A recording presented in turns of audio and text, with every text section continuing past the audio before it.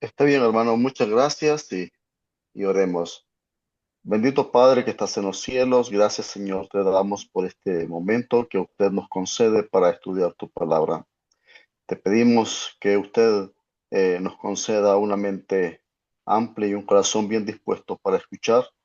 Asimismo, también te pedimos por el hermano Barney que va a estar exponiendo su palabra para que con facilidad de palabras y eh, aquella capacidad que usted le ha concedido pueda él enseñar su voluntad tal y como usted quiere.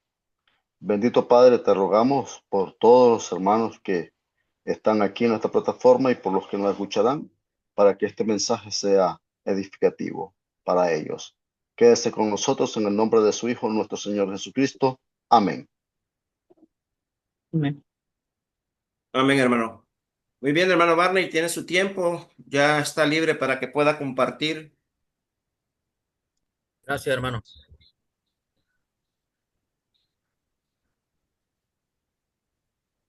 Me confirman si sale en pantalla todo bien, hermano. Muy bien, hermano. ¿Vamos bien? Sí, ahí va saliendo, hermano.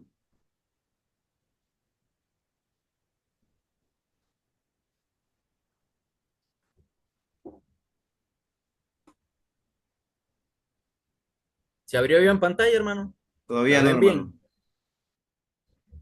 Está en proceso. Sí. Ahora tienes que ampliarlo. Perfecto.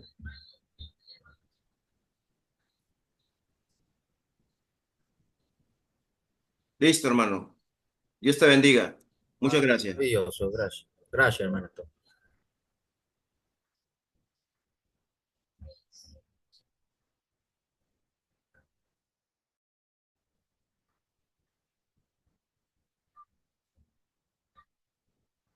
Muy bien, amados hermanos, que el Señor les bendiga a todos ustedes.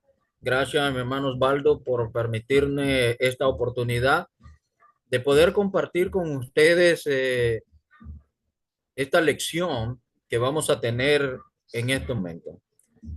Bueno, sin más preámbulo, yo quiero que vayamos o vayan conmigo a Segunda de Timoteo en el capítulo 2, en el versículo 19.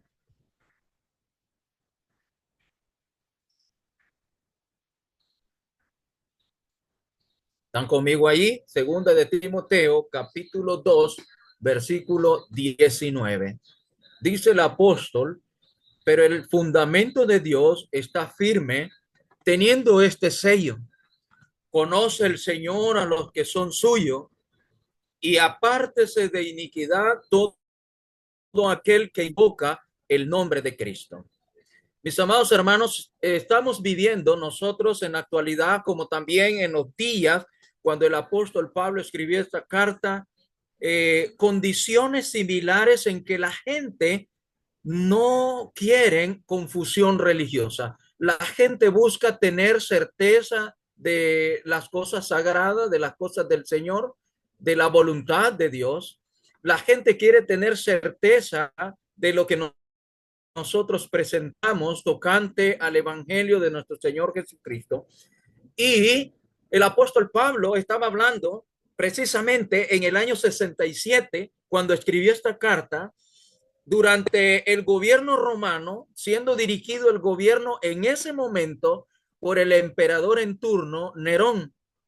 Y en ese tiempo, en esos años, se vivía una condición sociopolítica y religiosa en que socialmente, hermano, la esclavitud marcaba una gran diferencia entre pobres, ricos, clase media, clase baja, igual a la que nosotros vivimos en nuestros días. Políticamente, Roma era un imperio expansionista y había llegado a conquistar muchas partes en todo el mundo del tiempo en que Pablo escribió esta epístola. Pero también, hermanos, podemos ver nosotros que al hablar de la religión también nos encontramos en este mismo año, en ese mismo tiempo, en el año 67, que la religión era latente también ahí, no solamente entre los judíos como los saduceos, los fariseos, los herodianos y otros más, sino también, hermano, que la religión era politeísta. Los romanos tenían dioses hasta no más dar, nada diferente de lo que nosotros vivimos en nuestro tiempo. Entonces, cuando vemos nosotros en la actualidad, es increíble, hermanos, hay más de 4.200 religiones presentes en todo el mundo. Y cada religión diferente a otra en nombre y costumbres o costumbres religiosas. Pero es increíble cuán a menudo o cuán constante la religión se propaga día a día.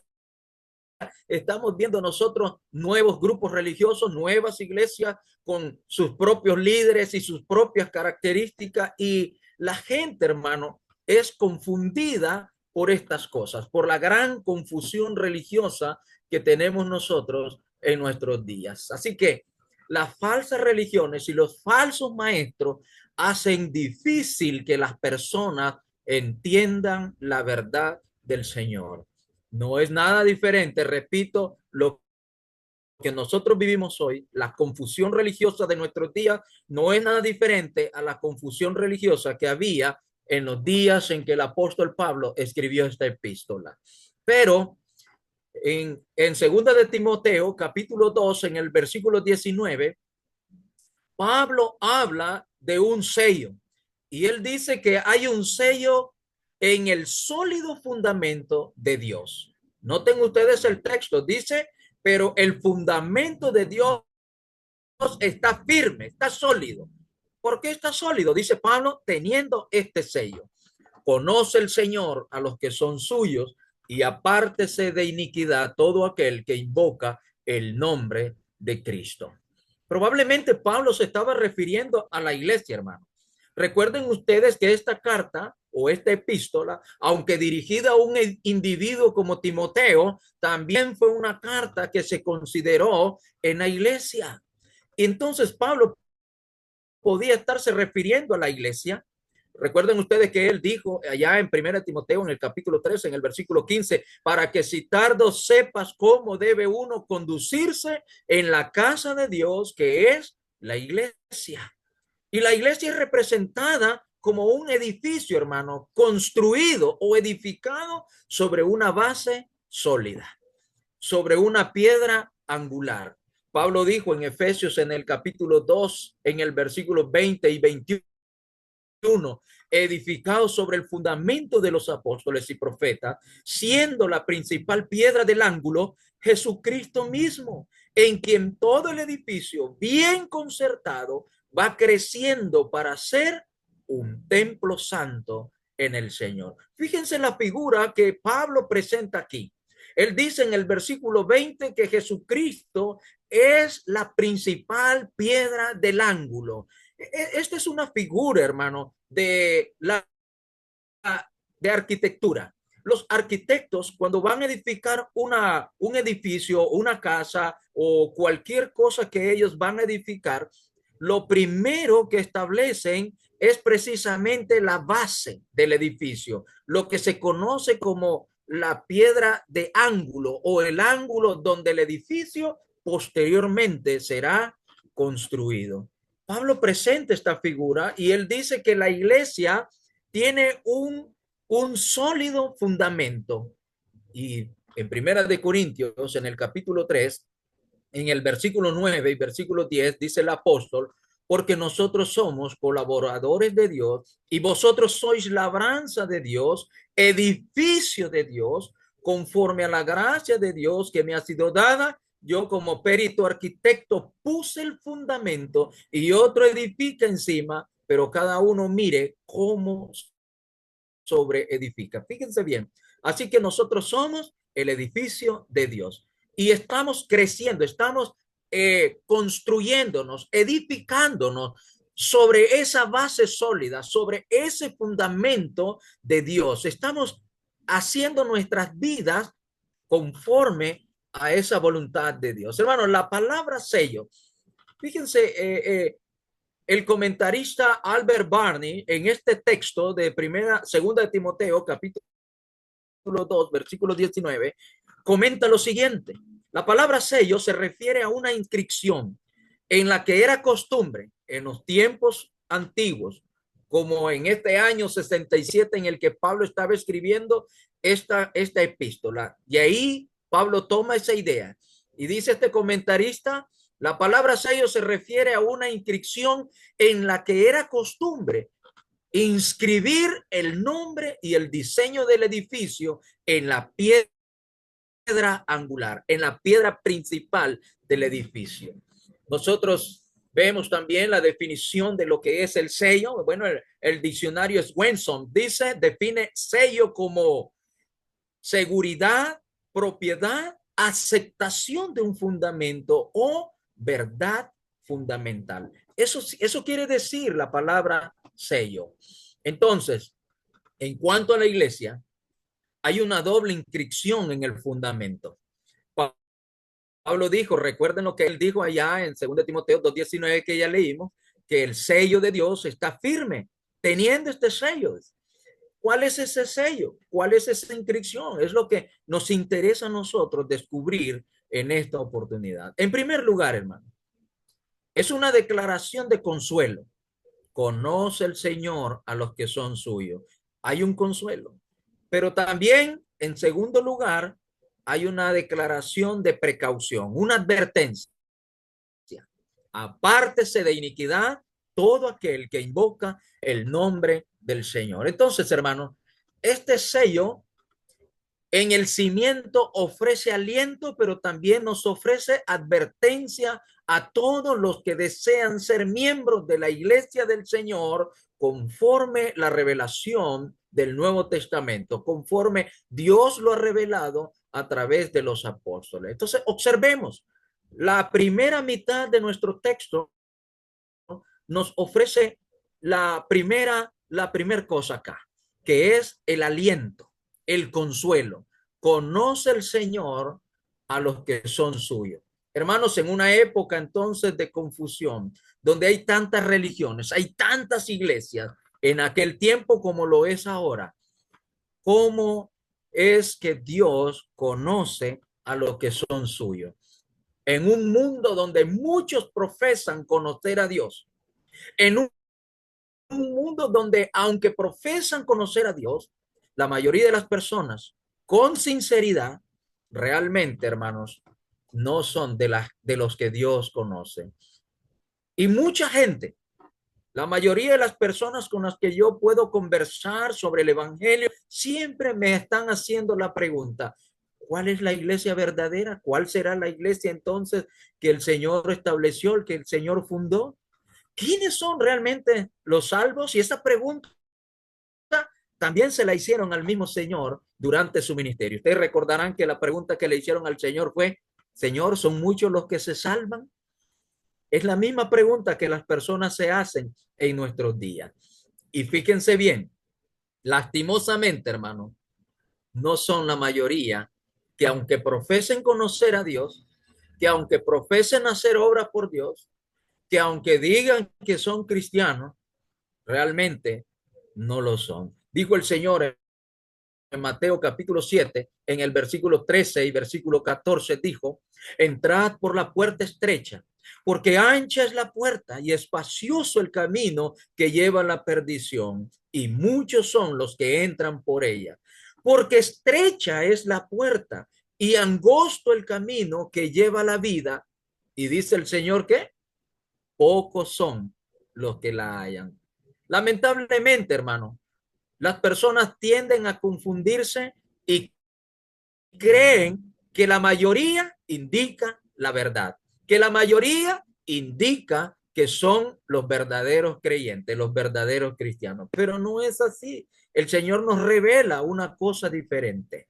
El Señor nos enseña a nosotros que no es la mayoría lo que indica la aceptación de Dios o la aprobación de Dios. No es la mayoría lo que indican ser la iglesia verdadera. No es la mayoría lo que indique que realmente sean salvos. no necesariamente son los devotos. ¿Se acuerdan ustedes a Cornelio? Vayan conmigo a Hechos en el capítulo 10, en el versículo 1 y 2.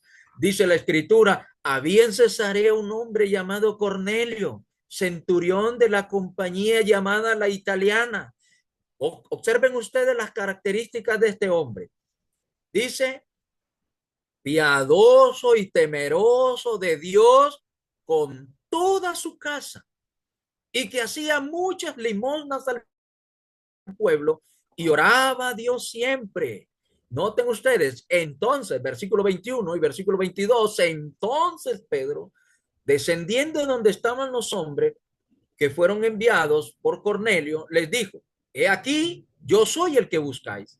¿Cuál es la causa por la que habéis venido? Noten ustedes la respuesta de los hombres. Ellos dijeron, Cornelio, el centurión, varón justo y temeroso de Dios, y que tiene buen testimonio en toda la nación judía, ha recibido instrucciones de un santo ángel de hacerte venir a su casa para oír tus palabras.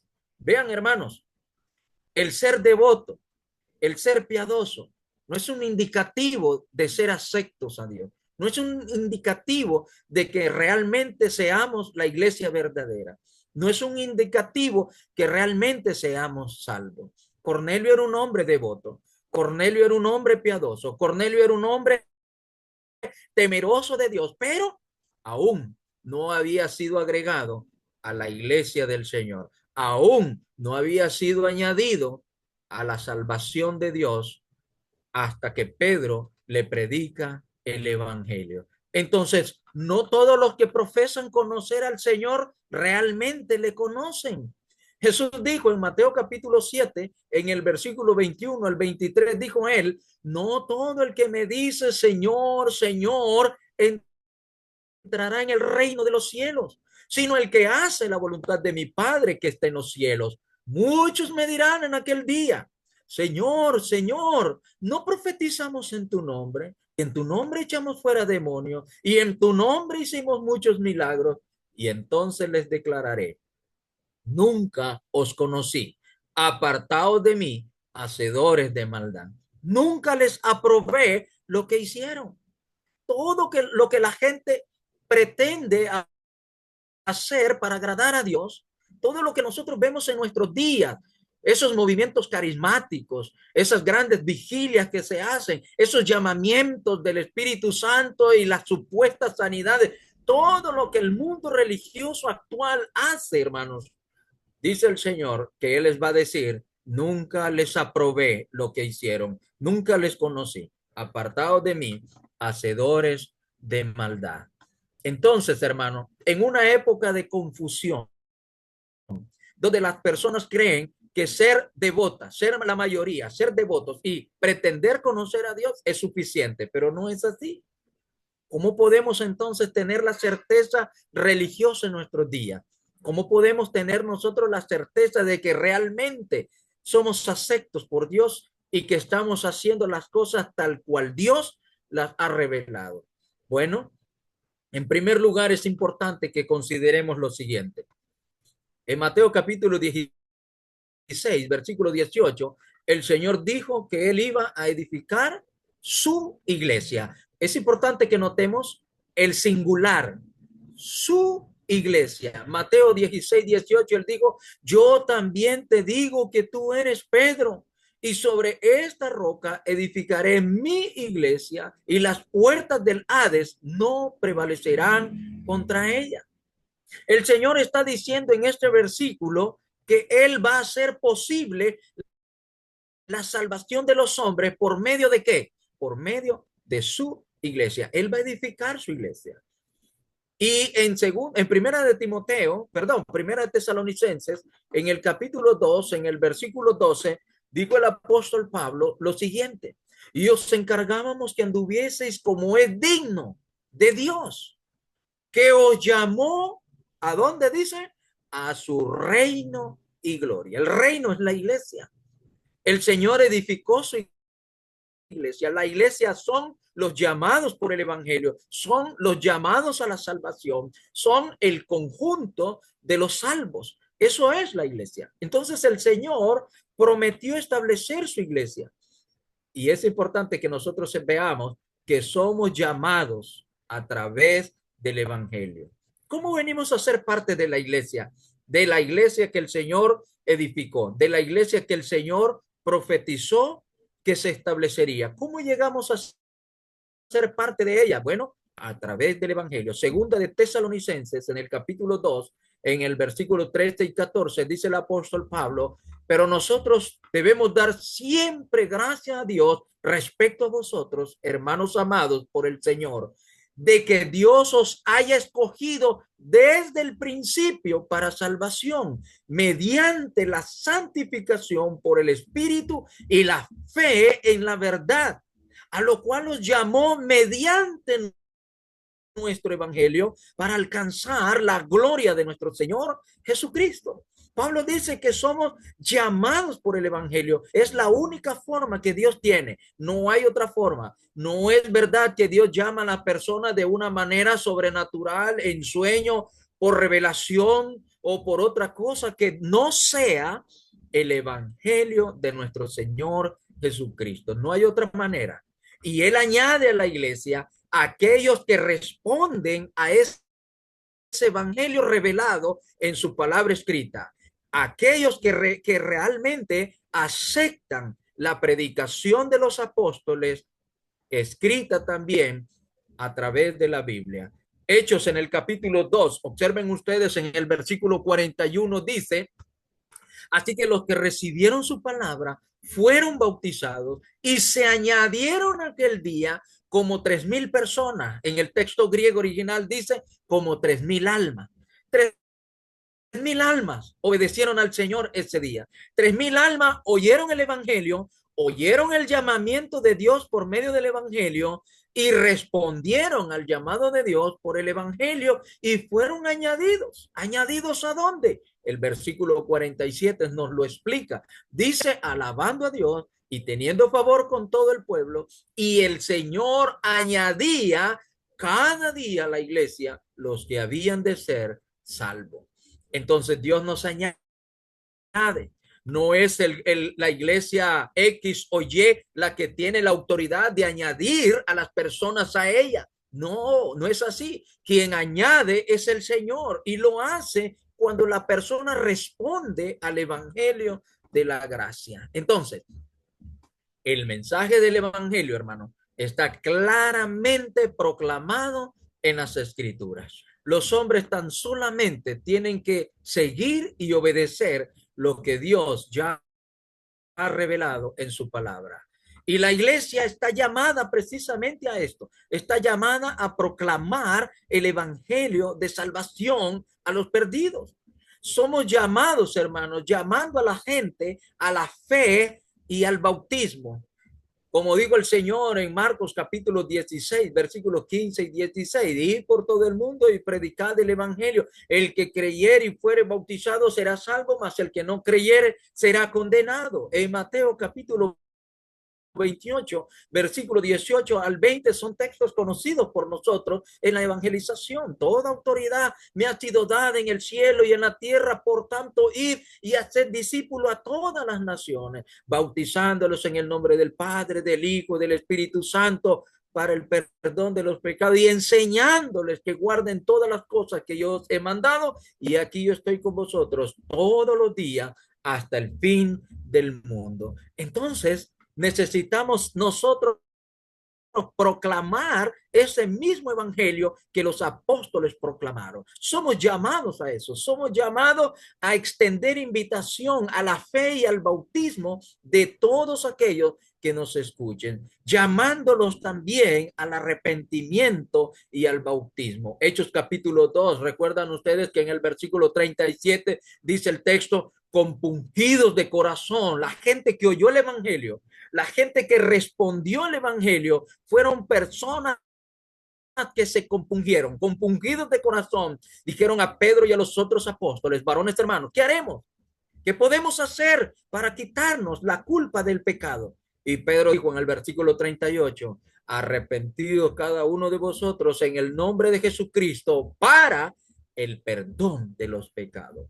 Pedro les manda el arrepentimiento y el bautismo. Nosotros también necesitamos proclamar esa gran verdad de salvación en este mundo, llamando a las personas al bautismo urgente, tal como el Señor quiere que nosotros, hermanos, lo proclamemos y lo hagamos. ¿Se acuerdan ustedes en Hechos capítulo 8, en el versículo 37, Felipe cuando iba hablando con el eunuco, evangelizando al eunuco, dice el verso 37 que el eunuco había, en el 36, el eunuco le dijo, mira, aquí hay agua que impide que yo sea bautizado, y Felipe le responde en el verso 37, si crees de todo corazón, bien puedes. Y respondiendo dijo, creo que Jesucristo es el Hijo de Dios, y mandó parar el carro y descendieron ambos al agua, Felipe y el eunuco, y le bautizó. En el versículo 47, recuerdan ustedes también cuando el apóstol Pedro también o Felipe predicando el evangelio, él dice en el verso 47, entonces respondió Pedro, ¿puede acaso alguno impedir el agua para que sean bautizados estos que han recibido el Espíritu Santo también como nosotros? Versículo 48. Ojo aquí. Y mandó a bautizarles en el nombre del Señor Jesús. Entonces le rogaron que se quedase con él por algunos días. ¿Cómo vio la gente la urgencia del bautismo? Como algo imperante, como algo que no se podía posponer, como algo que no se podía programar para otro día. Oían el evangelio, respondían al evangelio con suma emergencia. Noten ustedes, ahora pues, dice a Pablo, narrando su conversión en Hechos capítulo 20, en el versículo 22, dice, ahora pues, ¿por qué te detienes? Levántate y bautízate y lava tus pecados, invocando su nombre. ¿Qué se le dijo a Pablo? ¿Se le programó el bautismo a Pablo para una fecha especial? ¿Se le dijo a él que esperara? Dice Ananías, le digo, ¿por qué te detienes? Las personas necesitan entender esto, la urgencia del bautismo, la emergencia de la salvación. Y el texto dice que Pablo inmediatamente fue bautizado. Así que, hermanos, es importante que nosotros proclamemos este evangelio de salvación a los perdidos. El bautismo es para el perdón de los pecados. No es un requisito más de obediencia como las religiones en nuestros días lo enseñan, que cuando la persona levanta su mano y sigue una oración del pastor o del predicador ahí presente, Dios perdona los pecados. Y el bautismo posteriormente vendrá como un requisito más de obediencia. No, la Biblia no enseña esto. La Biblia enseña enfáticamente que el bautismo es para perdón de los pecados, así como los apóstoles lo enseñaron. Noten ustedes, dice el apóstol Pedro, Pedro les dijo, arrepentíos y bautícese cada uno de vosotros en el nombre de Jesucristo para el perdón de los pecados y recibiréis el don del Espíritu Santo. Pedro les enseña a la gente. Pedro les dijo a las personas, en el verso 37, recordemos, están buscando solución y ahora Pedro les da la respuesta. Él les dice que en el bautismo está el perdón. En el bautismo es donde Dios desde la eternidad perdonará los pecados de los hombres arrepentidos en este mundo. Entonces, el bautismo es para el perdón de los pecados, pero también el bautismo, hermano, es para que nosotros muramos y resucitemos con Cristo para una vida nueva. Ese es el efecto del bautismo. Pablo dijo en Romanos capítulo 6, en el versículo 3 al 7, o no sabéis que todos los que hemos sido bautizados en Cristo Jesús hemos sido bautizados en su muerte, porque somos sepultados juntamente con él para muerte por el bautismo, a fin de que como Cristo resucitó de los muertos por la gloria del Padre, así también nosotros andemos en vida nueva. ¿Qué hizo el Señor? ¿Qué hizo el Señor para salir de este mundo? Murió. fue sepultado y resucitó con un cuerpo transformado, con un cuerpo glorificado. Nosotros también en el bautismo morimos al pecado, somos sepultados en las aguas del bautismo para muerte al pecado, pero también resucitamos con Cristo para una vida nueva. No hay otra forma en que Dios perdone los pecados. No hay otra manera en que el pecado muera en nosotros y nos produzca en nosotros una vida nueva. No lo hay. Dice el apóstol en el versículo 5, sigue diciendo, porque si fuimos plantados juntamente con él en la semejanza de su muerte, así también lo seremos en la de su resurrección. Sabiendo esto, que nuestro viejo hombre fue crucificado juntamente con él para que el cuerpo del pecado sea destruido, a fin de que no sirvamos más al pecado, porque el que ha muerto ha sido justificado del pecado. ¿Se da cuenta? Es en el bautismo donde nosotros somos muertos con Cristo, crucificados juntamente con él, y es en el bautismo donde el cuerpo del pecado es destruido. No se destruye el pecado con una simple oración, no se destruye el pecado con una aceptación superficial, aunque sea sincera, de la persona de Cristo. No se destruye el pecado así, se destruye a través del bautismo. Y es por medio del bautismo que también nosotros somos revestidos de Cristo. Dice el apóstol Pablo en Gálatas capítulo 3, versículo 27, son pasajes muy conocidos por la mayoría de nosotros, porque todos los que habéis sido bautizados en Cristo, de Cristo estáis revestidos. Entonces, amados hermanos, si nosotros deseamos la certeza religiosa en un mundo de confusión, en un mundo donde hay más de 4.200 religiones diferentes entre sí en sus credos y sus prácticas, hermanos, el primer paso para salir de esa confusión es dejar que el Señor nos añada a su iglesia respondiendo al evangelio de Cristo que está en las escrituras, revelado en las sagradas escrituras. Pero no solamente, hermano, es que Dios nos conoce. No solamente es que Dios conoce a los suyos, no solamente es que Dios nos ha llamado por el evangelio a la salvación, sino que también hay una advertencia en este sello de Dios. Y dice la segunda parte del texto de segunda de Timoteo, capítulo 2, verso 19, apártese de iniquidad todo aquel que invoca el nombre del Señor, el nombre de Cristo. Entonces, es importante que entendamos algo.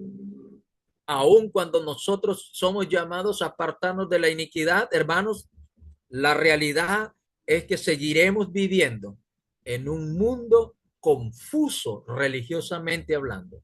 Seguiremos experimentando la confusión religiosa. El Señor Jesucristo, hermano, nunca nos mintió. Él nunca mintió a todos sus discípulos. La religión, la división religiosa siempre ha existido en todos los tiempos, desde el principio. Y noten ustedes, en Antioquía, por ejemplo, la circuncisión y el cumplimiento de la ley fueron prácticas y enseñanzas que llevaron a la iglesia a tener grandes problemas de división en sí. Tanto así que el apóstol Pablo, en Hechos, en el capítulo 15, versículos 1 y 2, dice, vean ustedes lo que sucedió en ese tiempo. Dice, entonces algunos que venían de Judea enseñaban a los hermanos, si no os circuncidáis conforme al rito de Moisés, no podéis ser salvos. Como Pablo y Bernabé tuviesen una discusión y contienda no pequeña con ellos, se dispuso que subiese Pablo y Bernabé a Jerusalén y algunos otros de ellos a los apóstoles y a los ancianos para tratar esta cuestión. ¿Se da cuenta? La división religiosa siempre ha existido, hermano, aún en la iglesia del Señor. Siempre la iglesia del Señor se ha visto amenazada por esa realidad.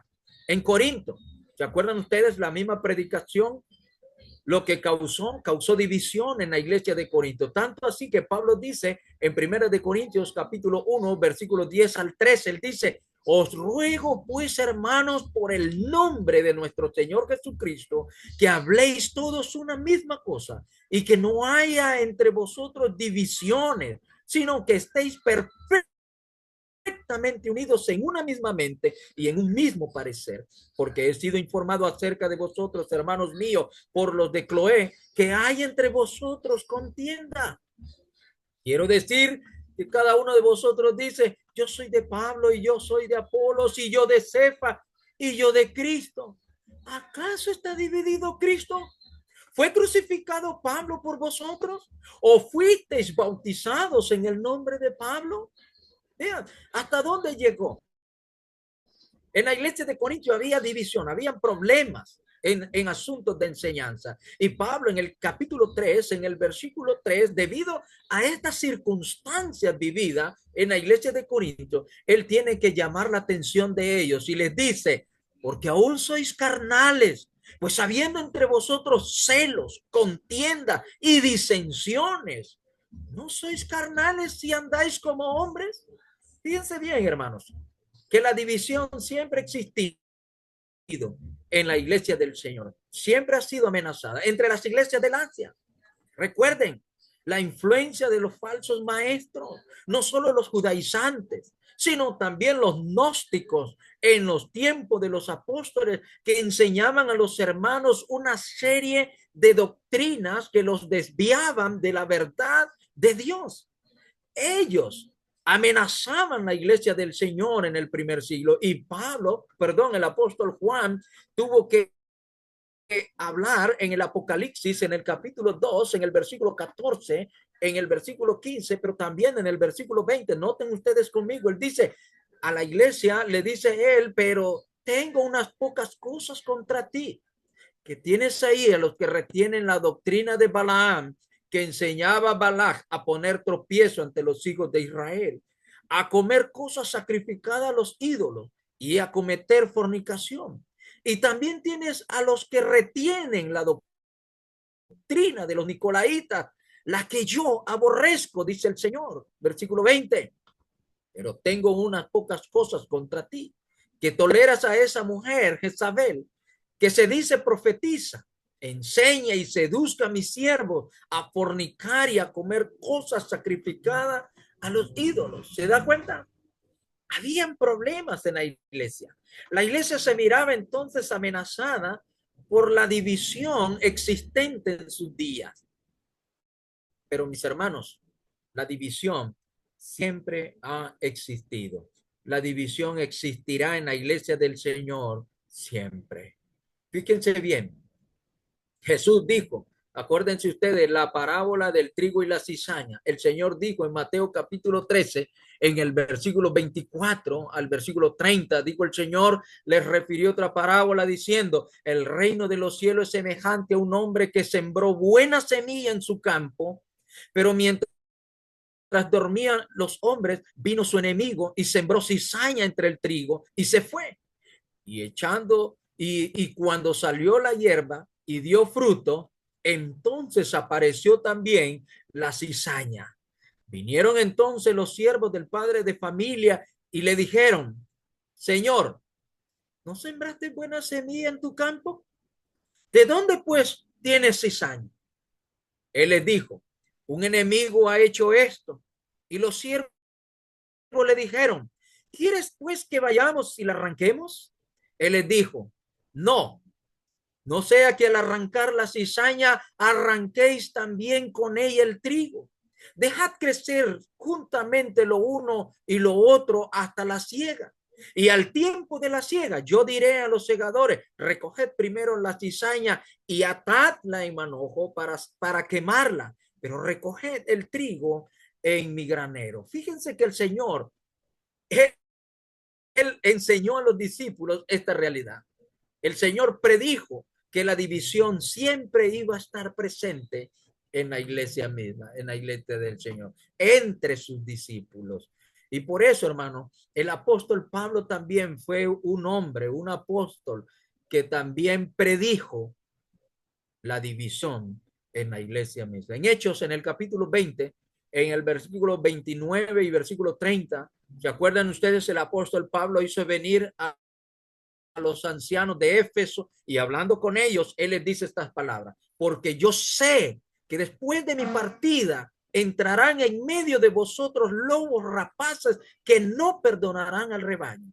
Y de vosotros mismos se levantarán hombres que hablen cosas perversas para arrastrar tras sí a los discípulos. Entonces, Pablo predijo, hermanos, la división en la iglesia. Y a no decir de Pedro,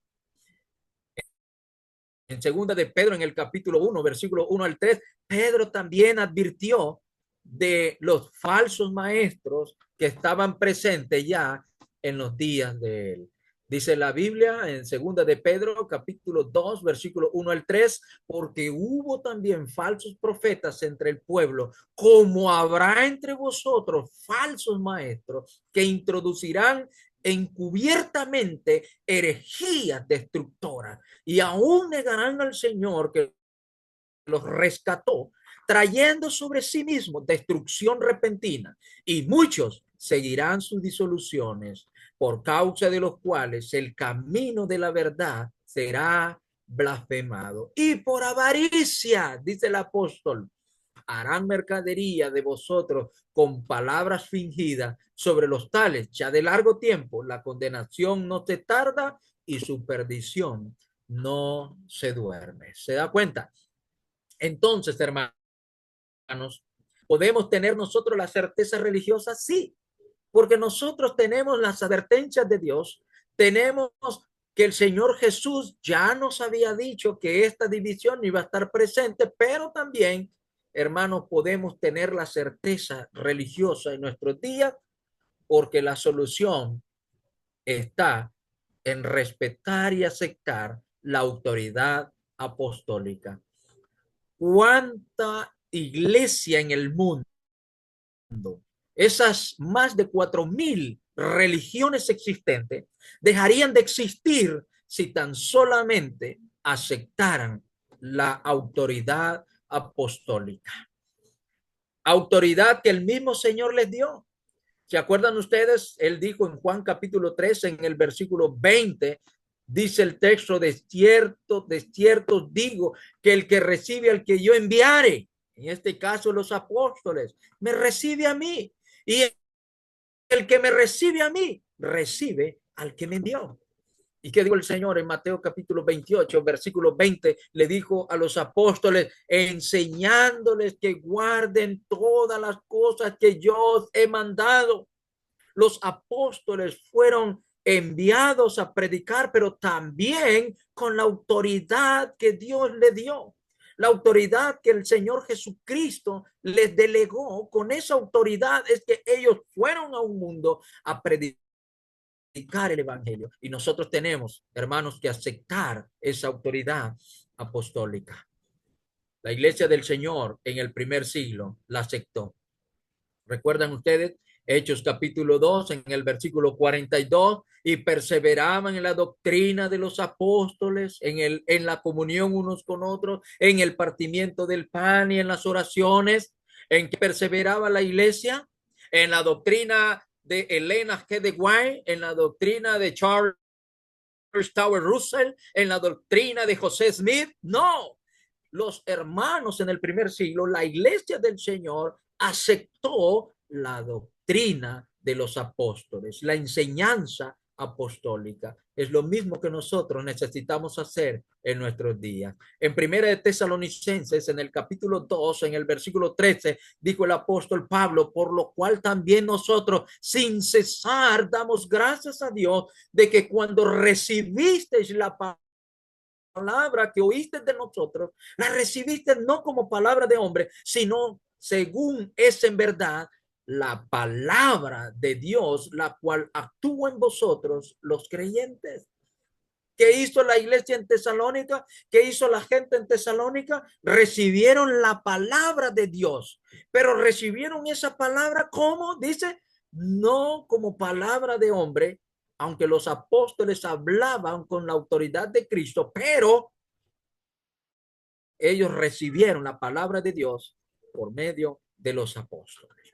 Entonces, necesitamos aceptar y seguir, hermanos, fielmente la enseñanza de los apóstoles. Dice Pablo en 2 Tesalonicenses, en el capítulo 2, en el versículo 5, noten ustedes, así que, hermanos, estad firmes y retened la doctrina que habéis aprendido, sea por palabra o por carta nuestra, es decir, de los apóstoles. ¿Qué le dice Pablo a los hermanos en Tesalónica? Que ellos tienen que mantenerse firmes, tienen que aceptar, pero tienen que seguir también, como todos los fieles, la doctrina que ellos aprendieron de los apóstoles. Primera de Juan, capítulo 4, versículo 6, dice, nosotros somos de Dios. El que conoce a Dios nos oye. El que no es de Dios no nos oye. En esto conocemos el espíritu de verdad y el espíritu de error. Necesitamos entonces nosotros oír lo que los apóstoles han enseñado. ¿Cuál es la solución entonces para tener la certeza en cuanto a religión? Simplemente aceptar la autoridad de los apóstoles. Pero también nuestro deber, al seguir la enseñanza de los apóstoles, nuestro deber es apartarnos de toda iniquidad, de nuestras propias vidas. Como dijo Pablo ahí en 2 Corintios, en el capítulo 7, en el versículo 1, porque la tristeza que es según Dios produce arrepentimiento para salvación. Necesitamos entender esto. Necesitamos, hermanos, apartarnos de iniquidad. Arrepentimiento, metanoeo, darle la espalda al pecado para volvernos a Dios mismo. Pablo dice en Colosenses, en el capítulo 3, en el versículo 5 al versículo 8, haced morir pues lo terrenal en vosotros, fornicación, impureza, pasiones desordenadas, malos deseos y avaricia, que es idolatría, cosas por las cuales la ira de Dios viene sobre los hijos de desobediencia, en los cuales vosotros también anduvisteis en otro tiempo cuando vivíais en ella. Entonces, tenemos que nosotros aprender, hermano, que debemos de apartarnos de iniquidad, apartarnos de toda inmundicia, de todo pecado. Debemos de buscar la santificación en nuestra vida. Debemos nosotros, entonces, al apartarnos de iniquidad, debemos de hacerlo de una manera continua. Debemos de hacerlo, como dice el apóstol en 2 de Tesalonicenses, capítulo 3, en el versículo 6, pero os ordenamos, hermanos, en el nombre de nuestro Señor Jesucristo, que os apartéis de todo hermano que ande desordenadamente y no según la enseñanza que recibiste de nosotros. Hasta ahí tenemos que llegar. Tenemos que, hermanos, apartarnos de aquellos que continúan practicando la iniquidad. Tenemos que seguir la instrucción apostólica. Versículo 14. Si alguno no obedece a lo que decimos por medio de esta carta, a ese señaladlo y no juntéis con él para que se avergüence. ¿Te da cuenta? Tenemos entonces que apartarnos de la iniquidad de nuestras propias vidas. Tenemos que apartarnos de la iniquidad continua, aún de aquellos que no se apartan del pecado, pero también de aquellos que enseñan, hermanos, contra los apóstoles, contra la enseñanza de los apóstoles. Pablo dijo en 1 Timoteo capítulo 6, versículo 5, disputas necias de hombres corruptos de entendimientos y privados de la verdad, que toman la piedad como fuente de ganancia. Y Pablo le dice a Timoteo que apártate de los tales. Tenemos que llegar a este punto de apartarnos de aquellos que enseñan en contra de los apóstoles. Segunda de Timoteo, capítulo 3, versículo 1 al 5. También debes saber esto, oh Timoteo, que en los postreros días vendrán tiempos peligrosos, ¿Por qué tiempos peligrosos? Porque habrán hombres amadores de sí mismos, avaros, vanagloriosos, soberbios, blasfemos, desobedientes a los padres, ingratos, impíos, sin afecto natural, implacables, calumniadores, intemperantes, crueles, aborrecedores de lo bueno, traidores, impetuosos, infatuados, amadores de los deleites más que de Dios, que tendrán apariencia de piedad, pero negarán la eficacia de ellos. A estos evita. Entonces, amados hermanos, siempre habrá confusión religiosa. No solamente en el año 67, cuando Pablo escribió esa exhortación a través de Timoteo, no solamente en nuestro tiempo, sino también, hermano, en todos los tiempos habrá siempre confusión religiosa. Pero nosotros que conocemos la verdad somos llamados a enseñar la verdad sublime de Dios en un mundo confuso en asuntos de religión.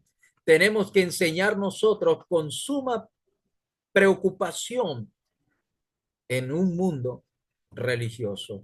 Así que Pablo nos da consuelo sabiendo que el Señor nos conoce. El Señor sabe quién es usted, amado hermano. El Señor me conoce a mí, nos conoce a todos. Y eso nos sirve de consuelo, que el Señor conoce a los suyos. ¿Se acuerdan lo que dijo el apóstol Pablo en Efesios capítulo 1, versículos 13 y 14? Cuando dijo el apóstol Pablo escribiendo a los hermanos en Éfeso, él les dijo a ellos, observen, en él también vosotros, habiendo oído la palabra de verdad, el evangelio de vuestra salvación, y habiendo creído en él, fuisteis sellados con el Espíritu Santo de la promesa, que es las arras de nuestra herencia hasta la redención de la posesión adquirida para alabanza de nuestro Dios. El Señor nos conoce, estamos sellados con el Espíritu Santo y el sello nos identifica como propiedad suya. En un mundo confuso, religiosamente hablando, el Señor conoce los que son suyos. Eso debe de darnos consuelo a nosotros si seguimos la verdad revelada en el Nuevo Testamento, si seguimos las instrucciones de los apóstoles. Pero también Pablo ha advertido de apartarnos de toda iniquidad, sea esta personal, pecados personales, o sean estos pecados de otros hermanos que andan desordenadamente, pero también apartarnos de iniquidad implica apartarnos de todos aquellos que no respetan la autoridad de los apóstoles. Entonces, con este sello, tenemos al mismo tiempo, hermano, ánimo, pero también advertencia. Si nosotros somos salvos, si usted es salvo, si yo soy salvo, si todos nosotros los que estamos hoy aquí presentes somos salvos, el Señor ciertamente lo sabe. Él nos conoce a todos. Y si somos salvos, entonces, hermano, actuemos como tal. Actuemos como personas distintas en este mundo. Marquemos la diferencia como hijos de luz en un mundo en tiniebla. Mientras esperamos la venida de Cristo, hermano, debemos de saber esto, que el Señor es fiel. Pablo dijo en 1 Timoteo, en 1 Tesalonicenses, capítulo 5, versículos 23 y 24, que el Señor de paz os santifique por completo y todo vuestro ser, espíritu, alma y cuerpo sea guardado irreprensible para la venida de nuestro Señor Jesucristo. Fiel es el que os llama, el cual también lo hará. Fíjense cómo Pablo entonces, hermano, quiere que nosotros no olvidemos lo que debemos hacer por nuestra parte. ¿Qué debemos de hacer? Mantenernos como llamados de Dios, como elegidos de Dios, como peregrinos en este mundo, como quienes no pertenecemos a este mundo, sino a un Dios supremo y eterno. Debemos de vivir con esa cualificación de santos en esta vida. Y en esta noche, amado hermano, la exhortación es esta, que todos nosotros podamos hacer en nuestra vida, que podamos entender que somos conocidos por Dios porque somos sellados por el Espíritu Santo, pero también tenemos la obligación de apartarnos de toda iniquidad. Si esto hacemos, El Señor de la gracia y de la misericordia estará con nosotros siempre. Gracias por su atención. Que Dios nos bendiga. Nuestro hermano Osvaldo toma la palabra.